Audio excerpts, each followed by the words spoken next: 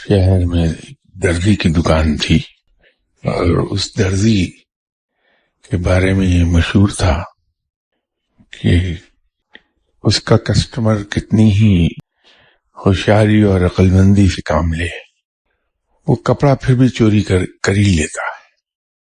اس کی شہرت خاصی دور دور تک پھیلی ہوئی تھی۔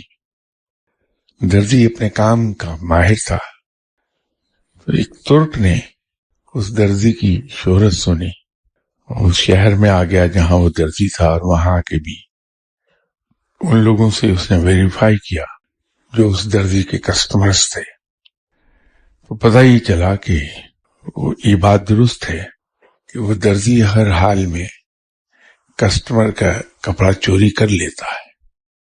ترک کو اپنی عقل مندی اور سمجھداری پر ناز تھا۔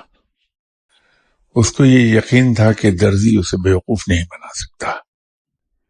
تو اس نے اس شہر میں اپنے جاننے والوں سے کہا کہ مجھ سے شرط لگا لو وہ درزی میرا کپڑا چوری نہیں کر پائے گا، کہ اگر تو درزی میرا کپڑا چوری کر پایا تو یہ میرا عربی گھوڑا جس پر میں سواری کرتا ہوں یہ تمہارا ہو جائے گا، اور اگر وہ درزی میری کپڑے کو چوری نہ کر سکا تو پھر تمہیں اپنا گھوڑا مجھے دینا ہوگا۔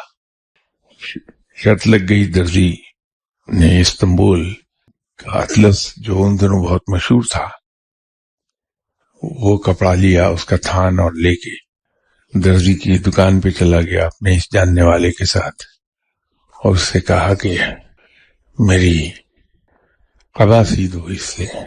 اس کی ناپ لے لیا اس نے۔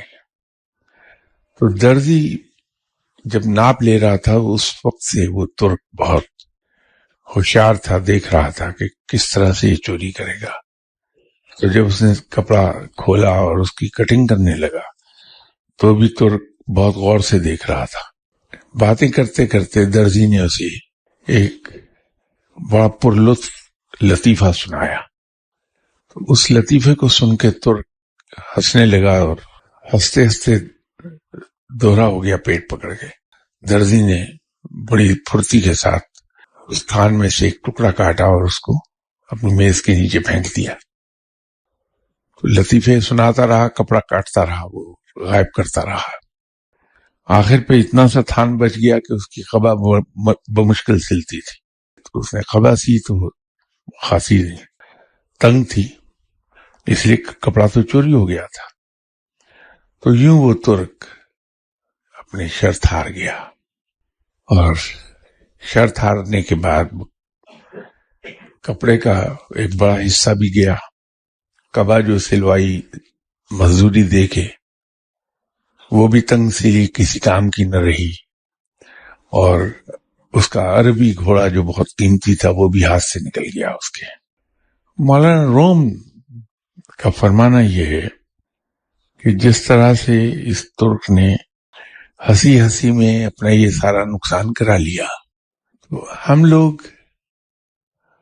جب زندگی کو ہنسی مذاق سمجھتے ہیں تو پھر اس ترک کی طرح ہم بھی نقصان میں چلے جاتے ہیں۔